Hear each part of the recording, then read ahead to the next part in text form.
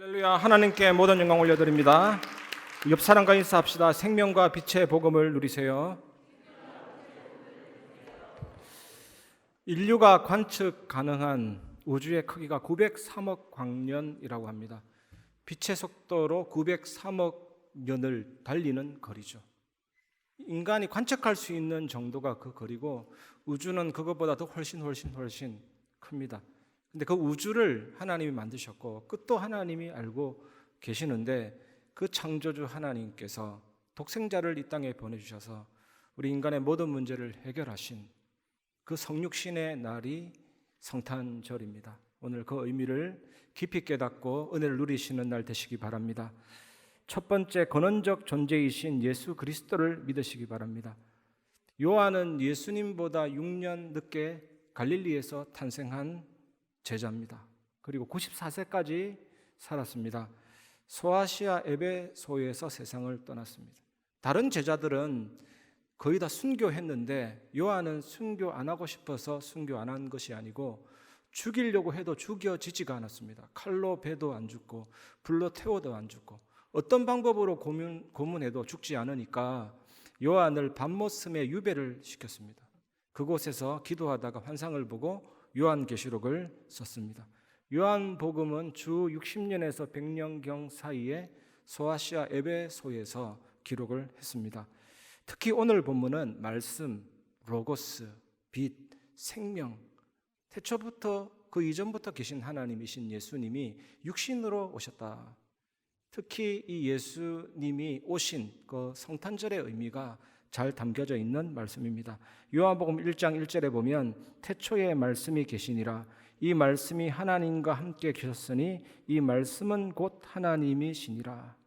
창조가 시작되기 전에 영원 전부터 말씀이 계셨습니다. 이 말씀은 시공간을 초월한 영원한 말씀이고, 온 우주에 충만하고 하늘 위에도 계시는 로고스, 영원한 말씀이십니다.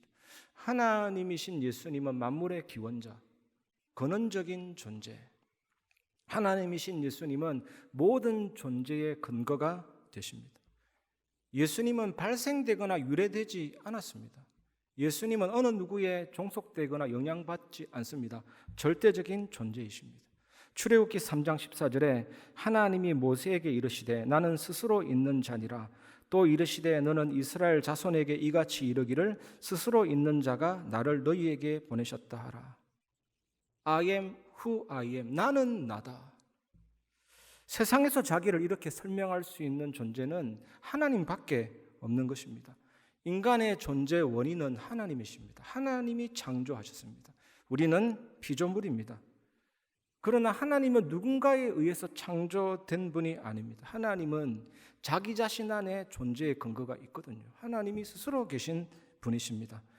그러므로 하나님의 뜻과 의지, 하나님이 행하시는 일들은 누구에게도 제한받지 않습니다. 하나님이 일하시는 시간표는 언제나 창세전에, 영세전에 모든 것을 결정해 놓고 진행하시거든요. 여러분이 당하는 사건, 여러분이 받는 응답, 모든 것들은 하나님이 창세전에, 영세전에 결정해 놓으신 것을 우리는 맞아들이는 것입니다. 그래서 우리가 여러분 이런 하나님 앞에 서면 경외감을 감출 수가 없죠. 하나님은 너무나도 위대하시기 때문에 때로는 두렵기까지도 하면서 너무나도 존경스럽죠. 전에 제가 군 생활할 때 이등병이었을 때 투스타 사단장을 만나봤거든요. 사단장 오면 연병장에 돌멩이 하나 줍습니다. 사단장이 볼지도 않는데 돌멩이 하나까지 줍는다니까요. 그 사단장이 내 눈앞에 딱 서니까 진짜 낮아지더라고요. 낮아지고 엄청나게 높으신 분이 내게 왔구나. 그런데 그분이나 나나 사람이다, 이거는 바뀌지 않습니다. 뭐 그분에게 경배드리고 싶거나 찬양하고 싶지는 않더라니까요. 높으신 분이지만, 그러나 하나님과 우리 사이에는 분명히 존재론적인 차이가 존재합니다. 하나님은 창조주고 우리는 피조물이다. 워낙에 탁월하시고 존귀한 분이기 때문에 그 앞에 서면요, 죄의 비참함이 드러나고 우리가 더러운 존재구나, 이런 것들이 느껴지는 것입니다. 스스로 그분은 너무나도 탁월하고 위대하고 존귀한 분이기 때문에 그 하나님과 나 사이에 반드시 법칙이 하나 생겨나게 됩니다. 존재론적인 차이와 필연적인 법칙, 그게 율법입니다. 하나님은 창조주이기 때문에 우리는 그분의 말씀을 따라 살아가야 된다. 그분의 말씀을 따라 살아가는 것이 내 인생의 이유다. 행복이다. 그분의 말씀을 청종해야 된다. 이게 율법이라니까요. 율법이라고 하니까 주일날 어기면 탁 때리고, 그거는요 윤리죠. 하나님 앞에서 내가 어떻게 살아가야 되는지 그 말씀이 창조주 앞에서 내가 지켜야 될 기본적인 법칙이라니까요. 우리는 창조주이신 하나님의 말씀을 청종해야 되는데, 그런데 문제가 하나 있습니다. 우리가 그 율법을 지킬 수가 없잖아요. 원죄로 인해서 완전히 타락해버렸고 전적으로 무능력해진 겁니다. 내가 못 지키기 때문에 누군가가 지켜줘야 됩니다. 그래서 예수님이 오셔서 지켜주신 것입니다.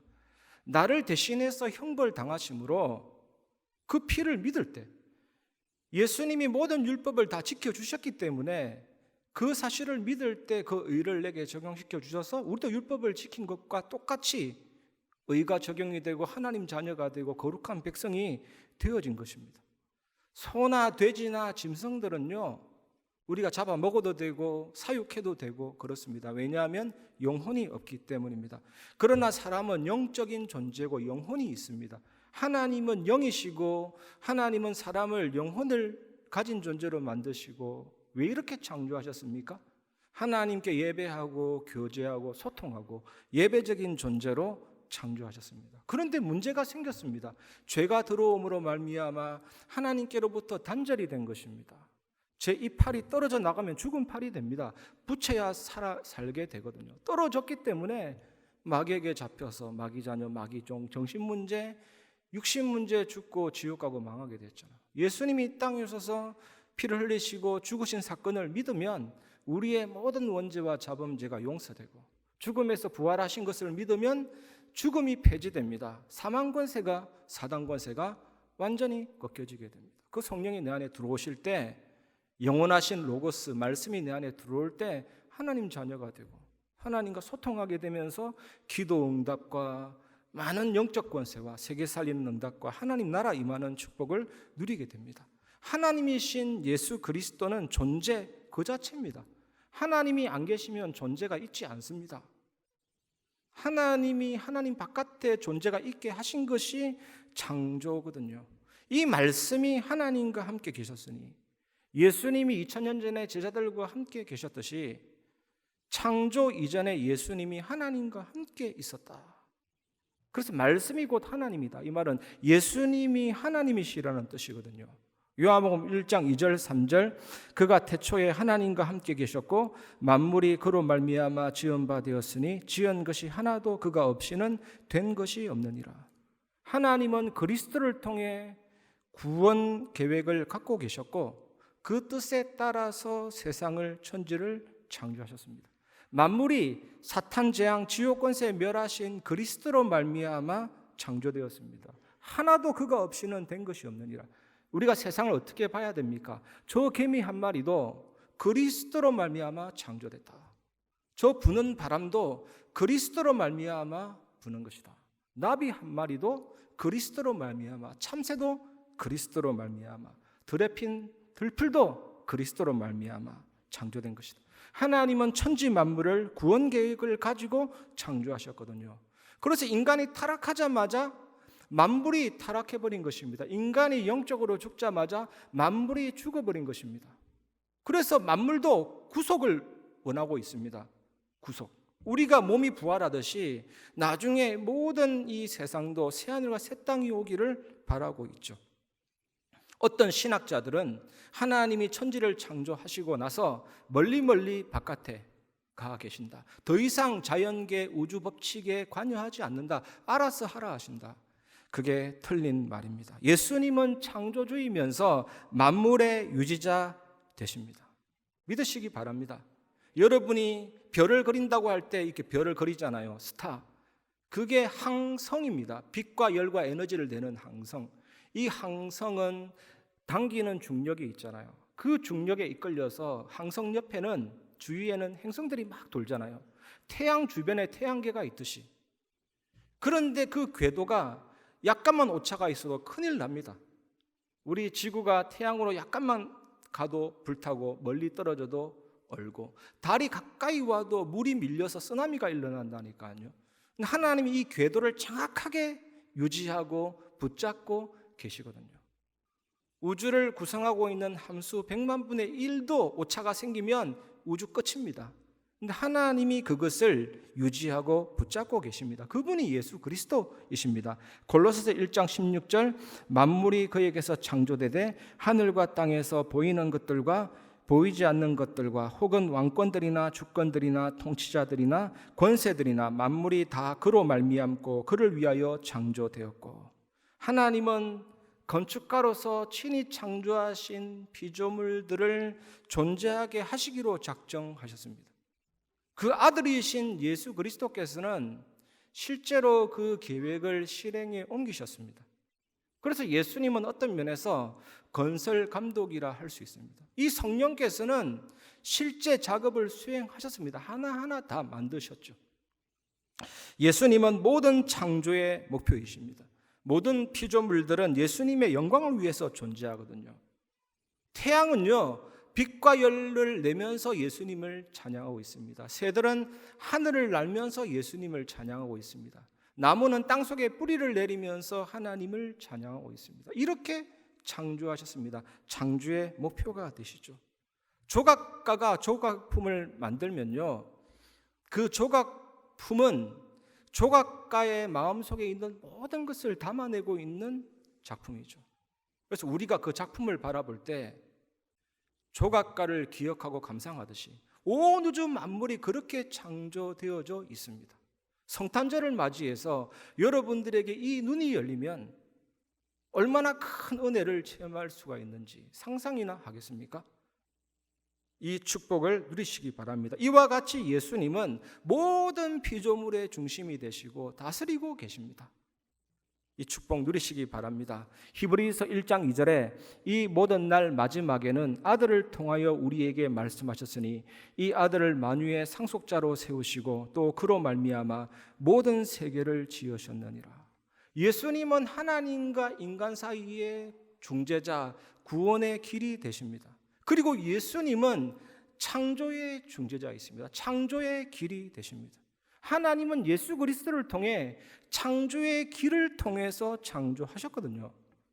얼마나 위대합니까? 그래서 만물이 예수 그리스도의 영광을 나타내고 있습니다. 태양이 비치는 저 빛을 보고 우리는 무엇을 느껴야 됩니까? 빛 대신 예수 그리스도를 저렇게 찬양하고 있구나.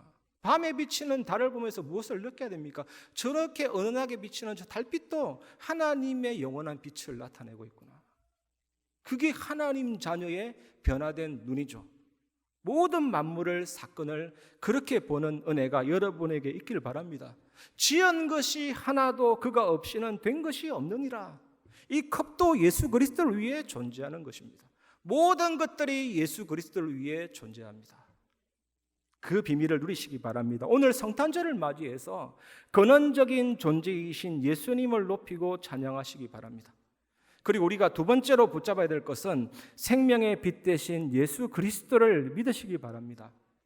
요한복음 1장 4절에 그 안에 생명이 있었으니 이 생명은 사람들의 빛이라. 창세기 2장 7절에 보면 흙으로 사람을 지으시고 그 코에 생기를 불어넣으시니 생명이 된지라. 그 생기가 푸뉴마, 영혼, 호흡, 기운, 아무것도 아닌 흙이지만 후 하면서 생기를 불어넣으니까 영혼이 들어가고 호흡이 들어가고 기운이 들어가고 생명이 됐잖아요. 에스겔서 37장에 보면 이 마른 뼈가 뭡니까? 다 부스러지고 시체가 부패되는 모든 가정이잖아요. 마른 뼈. 그런데 여기에다가 말씀을 대언하고 생기, 푸뉴마, 영혼, 호흡, 기운이 들어가니까 뼈들이 자기들끼리 연락해서 들러붙고 살이 덮이고 피부가 재생이 되고 움직일 수 있도록 힘줄이 만들어지고 내장과 장기가 생겨서 살아나게 됐잖아요. 이 생명이 예수님 안에 말씀 안에 있습니다. 오늘 그렇다면 이 예배 시간이 얼마나 중요합니까? 결국 우리의 육신도 죽어서 흙으로 돌아가지만 주님 재림하실 때 예수 영접한 자 속에 불멸의 씨앗, 죽지 않는 씨앗, 영원한 생명이 심겨졌기 때문에 결국 우리 몸도 부활해서 천국에 가잖아요. 그래서 창세전, 영세전에 구원 주시기로 작정된 영혼은요, 또 하나님의 때가 되면 빛이 비치는 겁니다. 빛이. 계시의 빛이 쫙 비추는 겁니다. 그래서 깨닫게 되고 예수님을 나의 주인으로 왕으로 고백하게 되는 거거든요. 이것을 또 성령의 세례라고 합니다. 성령의 세례가 임하면 예수님을 주로 왕으로 고백하고 그리스도로 말미암아 예수님을 나의 주로 왕으로 고백하게 되거든요. 이 빛이 그리스도 안에 있는 것입니다. 이 생명이 그리스도 안에 있는 것입니다. 물고기가 물에 있을 때 생명이고 물을 떠나면 죽음이고, 나무가 흙 속에 뿌리 내리면 생명이고 뿌리 뽑히면 죽음이듯이, 인간이 하나님과 함께하는 것이 생명인데, 예수 안에 생명이 있는데 예수님은 생명 그 자체인데, 예수님 내 안에 들어오신다는 것이 하나님이 나와 함께 생명이잖아요. 그리고 한 번 들어온 생명은 없어지지 않습니다. 영원히 그 생명은 나를 주관합니다. 영생. 이 예수님이 생명이고 복음을 알 수 있는 계시의 빛, 영원한 빛이잖아요. 요한복음 1장 5절에 빛이 어둠에 빛이 돼 어둠이 깨닫지 못하더라. 제가 예전에 호스피스 병동 사역할 때 3대가 그 병원에서 죽어나갔습니다. 중학교 3학년 아들이 죽고, 2개월 전에는 엄마가 거기서 죽고, 3개월 전에 할머니가 죽고, 얼마나 안타까운지 몰라요. 그 자리에서 그 아버지한테 복음 전했는데 받아들이지 않더라고요. 지금도 가슴 속에 눈물이 나는 현장이죠. 유대인들과 세상 사람들은 예나 지금이나 복음을 깨닫지 못하고 있습니다. 빛이 비쳤는데 이게 뭐냐면요, 어둠이 드러나 버리니까 그 어둠을 좀 더 즐기고 싶은데, 그리고 그 어둠을 포기할 수 없어서 빛을 싫어하는 거죠. 깨닫지 못하는 거죠. 여전히 그렇습니다. 중독된 사람, 집착하고 있는 사람, 복음의 빛이 확 비춰지면 아멘 하는 사람보다 일단 튕구죠. 싫다. 나는 세상이 더 좋다. 유대인들이 그런 악한 독종 같은 영적인 문제에 딱 잡혀 있는 거예요. 깨닫지 못하는 겁니다. 요한복음 1장 6절 8절, 하나님께로부터 보내심을 받은 사람이 있으니 그의 이름은 요한이라. 그가 증언하러 왔으니 곧 빛에 대하여 증언하고 모든 사람이 자기로 말미암아 믿게 하려 함이라. 그는 이 빛이 아니요 이 빛에 대하여 증언하러 온 자라. 세례 요한의 증언의 목적은 자기를 통하여 예수님이 생명이시다, 예수님이 빛이다, 이걸 믿게 하려는 것이거든요. 요한복음 1장 9절에서 11절, 참빛 곧 세상에 와서 각 사람에게 비추는 빛이 있었나니 그가 세상에 계셨으며 세상은 그로 말미암아 지은 바 되었으되 세상이 그를 알지 못하였고 자기 땅에 오매 자기 백성이 영접하지 아니하였으나. 예수님이, 영원하신 예수님이 성육신 하시고, 그리고 나사렛에서 기도 잘하고 지혜도 잘하고 하나님과 사람 앞에 사랑스러워 가시고, 갈릴리와 온 유다에 죽은 자도 살리시고 병든 자도 일으키고 오병이어 칠병이어의 기적을 통해서 내가 하늘에서 온 산떡이다, 생명의 떡이다 말씀하시고, 죽은 자도 살리시고 죽은 지 3일 된 나사로도 살려내시고, 예수가 그리스도다 확실하게 증거하시고, 갈보리에서 죽으시고 3일 만에 부활하시고, 감람원에서 성천하시고 10일 만에 마가다라 빵에 임하셨잖아요. 지금 여러분 속에 이 성령께서 들어와 계시죠. 이 사실을 믿는 게 너무 중요해요. 그러면 내가 시공간을 넘어서 그리스도 안에 있는 존재가 됐기 때문에 그의 죽으심과 부활과 성천, 모든 것이 나의 것이 되어지게 되는 것입니다. 그런데 유대인들은 예수님을 배척했죠. 어차피 그리스도가 이 땅에 와야 되기 때문에 고대 근동 이스라엘을 선택하시고 유다 민족을 선택하시고 자기 백성을 찾는 왕으로 오셨는데 배척한 거죠. 어디 메시아가 그런 촌동네에서 올 것이냐. 세상 많은 사람들도 예수님을 거부하고 영접하지 않고 있습니다. 그래서 여러분, 생명의 빛 대신 예수 그리스도를 믿고 누리며 증거하는 귀중한 증인 되시기를 주님의 이름으로 축복합니다. 우리가 오늘 마지막으로 붙잡아야 될 언약이 성탄절에 관한 언약입니다. 굳게 붙잡기를 바랍니다. 세 번째, 말씀이 육신이 되어 오신 예수 그리스도를 믿고 영접하시기 바랍니다. 요한복음 1장 12절에 영접하는 자 곧 그 이름을 믿는 자들에게는 하나님의 자녀가 되는 권세를 주셨으니. 여러분, 예수 그리스도를 믿는 것과 영접하는 것은 같은 것입니다. 믿으니까 영접하고 영접하는 것을 보니 믿는 것이고 동시에 발생하는 것입니다. 그리고 우리가 의롭게 된 것은 나의 육신이 눈처럼 희어졌다가 아니고 칭의, 예수님이 나를, 하나님이 나를 의롭다 해주신 거거든요. 더러운데 우리 속에, 여러분 속에 육신은요 없어지지 않습니다. 언제 없어지냐? 죽고 나서 없어져요. 이 육신이 화장을 하든 매장을 하든 그래야 없어진다니까요. 그래서 답은 없습니다. 의롭다 해주시고 칭의를 주셔야 되는 겁니다. 그래서 이거는 법적인 용어입니다. 바깥에서부터 주어지는 거거든요. 그래서 우리는 루터의 고백처럼 항상 기억해야 될 것은 나는 의인이면서 동시에 죄인이다. 여전히 때론 죄를 짓고 사람 말에 상처받고 각종 불신앙에 빠지기도 합니다. 그럼에도 불구하고요, 예수 영접한 하나님의 자녀는 마치 죄를 한 번도 지은 적이 없는 자처럼 취급해 주신다니까요. 죄를 알지도 못하는 사람처럼 취급해 주십니다. 칭의. 이게 얼마나 큰 은혜와 권세입니까, 여러분? 구원받지 못한 사람은 폭군적인 자아와 육신의 욕망에 휘둘립니다. 카푸어만 있는 게 아니에요. 자동차 거지만 있는 게 아니라 집 거지도 있고 다 있습니다. 그게 매달려가지고 일평생 잘 살았는데 집 한 칸 남기고 가는 인생이잖아요. 결국 집이잖아요. 결국 집, 부동산. 그런 인생으로 전락된다니까요. 절대로 죄를 이기지 못해요. 사단을 이기지 못해요. 세상 권세에 저항할 힘이 없어요. 그 욕망에 휘둘리다가 그냥 망하는 겁니다. 그게 인간입니까? 절대로 아닙니다. 그러나 하나님 자녀에게는 이기는 권세가 주어졌다니까요. 왜 대통령 비서실장이 파워가 막강합니까? 옛날에 박정희 대통령 옆에 있는 차지철 비서실장 얼마나 세력이 막강합니까? 최고 권력자 옆에 들러붙어만 있어도 그 권세가 생기듯이 이 삼직, 사단, 재앙, 지옥 권세 멸하신 그리스도가 내 속에 나와 함께 계시면서 나는 하나님의 자녀니까 어마어마한 권세가 생긴 겁니다. 사단을 이기고 세상을 이기고 저주를 이길 뿐만 아니라 좀 전에 말씀드린 것처럼 하나님의 자녀는 이 그리스도 안에 들어갔다니까요. 이 장면을 기억하세요. 이 그리스도가 어디로 움직이든지 우리는 그 안에 있는 존재이기 때문에 그것이 함께고 연합인데 예수님이 죽고 부활함으로 다 끝냈기 때문에 우리는 죄의 노예가 되지 않고요. 세상 이기는 것도 너무나도 쉽고요. 사단 이기는 게 제일 쉬워요. 나의 습관, 영적인 문제 이기는 게 제일 쉽다니까요. 그게 권세입니다. 하나님이 나와 함께하기 때문에 모든 것을 이기고 정복하고 다스리고 살리는 자로 하나님이 바꿔주셨습니다. 그리고 요한복음 1장 13절에 이는 혈통으로나 육정으로나 사람의 뜻으로 나지 아니하고 오직 하나님께로부터 난 자들이니라. 하나님 자녀는 혈연관계나 성적인 욕망이나 인간의 방법으로 난 자들이 아니라 하나님께로 난 자들이니라. 하나님이 우리의 구원을 창세전에 영세전에 우리 이름을 다 기억해 놓고 손바닥에 새겼다니까요.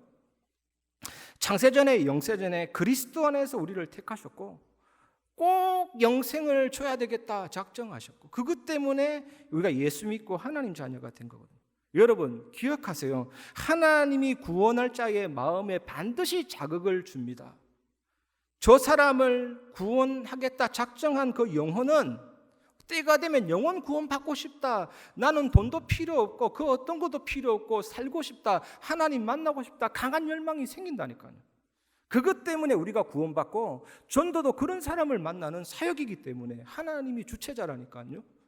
우리가 기도로 인도만 받으면 세계를 살릴 수가 있습니다. 저도 저 경험에 천주교 골수분자인데 어느 날 옥상에서 예수 영접하고 왔더라니까요. 그런 자가 있습니다. 우리도 그렇게 구원을 받았다니까요.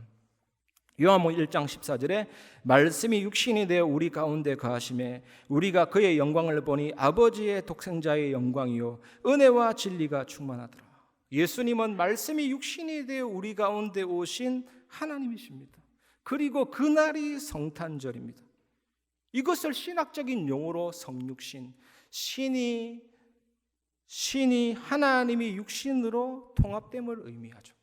성경에는 이런 표현이 있습니다. 주와 합한 자는 한 영이니라. 이렇게 통합되는 걸 말하는 거랑 이 하나님이 예수님이 성령으로 내 안에 들어와 계신다니까. 이것을 믿는 게 얼마나 중요합니까? 하나님의 말씀, 하나님의 자기 표현이 육신이 되신 것이거든요. 예수님은 말씀 그 자체입니다. 예전에 우리 이솝우화 보면 토끼가 말을 하고, 시인들은요 바다가 말을 하고 나무가 말을 하고, 그게 의인화입니다. 예수님은 의인화가 아니에요. 말씀이 육신으로 오셨다니까요. 예수님은 신구약 66권입니다. 예수 그리스도는 하나님의 말씀 그 자체입니다. 예수님을 정확하게 알면 말씀 다 아는 거예요. 그 안에 다 있다. 의인화가 아닙니다. 말씀이 육신으로 오셨다니까요. 그 말씀이 내게 임했고 태초부터 계신 영원하신 시공간 초월의 말씀이 내 안에 들어온 게 구원이라니까요. 얼마나 위대하고 가슴 떨리는 일입니까? 그래서 여러분, 일반 계시는요 자연 만물을 통해 하나님이 나타내는 겁니다. 이가수 폭포나 나이아가라 폭포를 보면요 뭔가 경외감이 느껴지죠. 우주를 제대로 보면요 뭔가 하나님이 계시다 느껴지잖아요. 그렇게 나타내는 게 일반 계시고, 특별 계시는 하나님이 기적적인 방법으로 나타내는 걸 말합니다. 하나님이 직접 나타나시든지 꿈으로 나타나시든지 환상을 보여주시든지 기록된 말씀으로 나타내 주시든지. 그런데 가장 중요한 게 뭔지 압니까? 하나님은 예수 그리스도를 통해서 자신을 완전히 나타내셨습니다. 그 날이 성탄절이라니까요. 성육신의 날, 성탄절, 하나님이 자기 자신을 100% 완전하게 나타내셨다. 그 말씀 로고스 예수님이라니까요. 얼마나 귀하고 놀랍습니까? 오늘 그 은혜를 누리시기를 바랍니다. 높으신 하나님이 하늘 영광 버리고 이 땅에 오셨습니다. 그 영광을 바라보는 오늘 하루 되시기 바랍니다. 예수님은 찬양받기에 합당하신 분입니다. 저는 성지순례는 안 가봤지만 예루살렘 성지에 보면요 무슨 다른 교회들은 문이 커요. 문이. 그런데 예수 탄생교회는요 개구멍을 만들어 놨어요. 개구멍. 미국 대통령이라도 그 안에 들어가려면 머리를 숙여라. 만왕의 왕이시다. 만주의 주시다. 고개를 쳐들지 말고 완전히 낮춰서 기어 들어가라. 찬양받기 합당하신 분입니다. 예수님은. 저는 고난을 계속 얘기하잖아요. 예배 때. 저는 그 고난을 평생 얘기할 수 있습니다. 그게 십자가 복음의 핵심이거든요. 로마는 플라그람이라는 채찍으로 예수님을 때렸습니다. 가족을 꼬아요. 꼬아서 납으로 된 쇠구슬을 달고 소뼈 조각을 엮어서 만든 거거든요. 제가 전에 TV를 봤는데 실험을 해서 팍 내리치니까 뼈가 부러져요. 살점이 뜯어져요. 예수님이 이 채찍에 맞으셔가지고 피가 분수처럼 터지고 십자가에 6시간 달려서 처참한 고난과 죽음을 당하셨죠. 이때 다 이루었다. 그가 찔리고 상하고 채찍맞고 징계받으사 너희가 찔리고 상하고 채찍맞고 징계받을 필요가 없다. 우리 연약한 것을 친히 담당하셨고 병을 짊어지셨다. 하나님의 아들이 나타나신 것은 마귀의 일을 멸하라 하심이라. 그는 길이요 진리요 생명이니 사망 안에 쏘는 것이 어디에 있느냐, 죽음 안에 이기는 것이 어디에 있느냐. 모든 것을 허상으로 만든 실상 중에 실상이 십자가 예수 복음이잖아요. 이 구원을 위해 성육신하신 예수님의 영광은 아버지의 독생자의 영광이요 은혜와 진리가 충만하더라. 오늘이 바로 그날입니다. 가장 복음을 깊이 누리고 감사하며 하나님께 영광 돌리는 날 되시기 바랍니다. 오늘이 바로 그런 성탄절로 최고 영광 돌리시기를 바랍니다. 말씀을 마무리하겠습니다. 첫 번째, 감사와 찬양입니다. 영원하신 하나님이 사람의 몸을 입고 이 땅에 오셨듯이 하나님은 언제든지 일을 급하게 갑자기 뜻밖의 우연 없습니다. 여러분 생각 속에 이제는 그거 다 지워버리시기 바랍니다. 모든 것들이 결정된 것이고 모든 것이 창세전부터 영세전부터 결정된 것이 지금 나타나는 거라니까요. 이거 인정하기가 쉽지 않아요. 인정하기 싫을 수도 있습니다. 하나님, 이 아픔이, 이 눈물이 하나님이 정하신 거라고요? 무슨 뜻이 있어서 나에게 이런 사건을 줍니까? 그렇게 될 수 있다니까. 입장 바꿔놓고 생각해봐서 이럴 수도 있다니까. 그러면요 영원히 끝이 안 납니다. 하나님은 바뀌지 않는다. 내가 바뀌어야 돼요. 은혜로. 그럼 어떻게 하면 됩니까? 모든 것이 하나님이 하신 일이기 때문에 그 속에 진짜 기쁘신 뜻이 있습니다.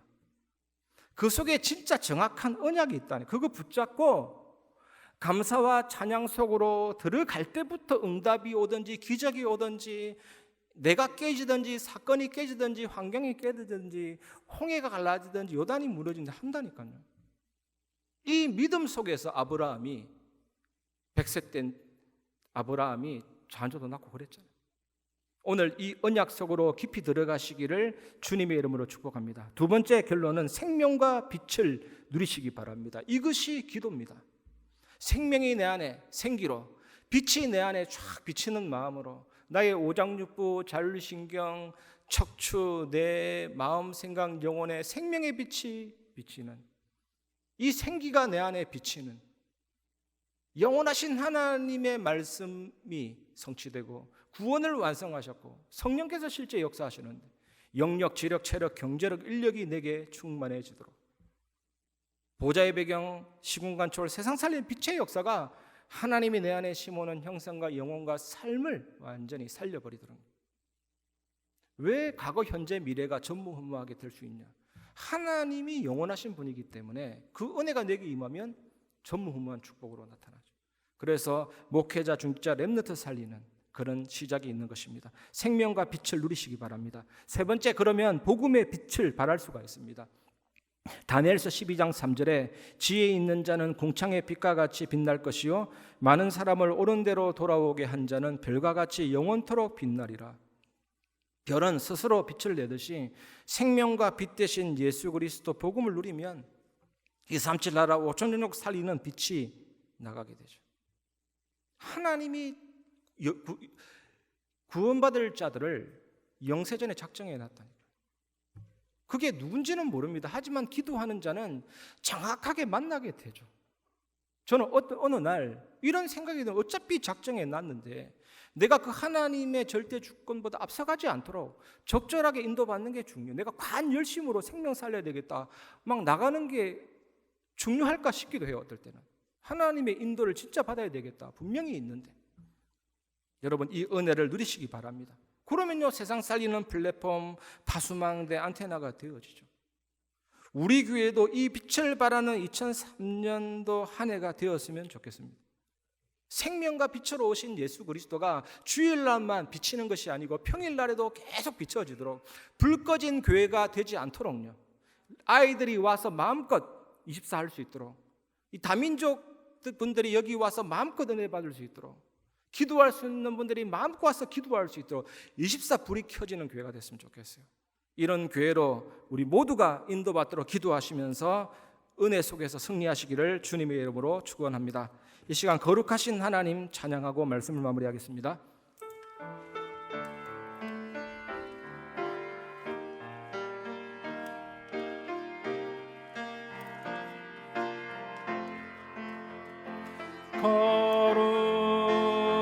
거룩하신 하나님 주께 감사드리세. 날 위해 이 땅에 오신 독생자 예수 나의 마음과 뜻 다해 주를 사랑합니다. 날 위해 이 땅에 오신 독생자 예수 내가 약할 때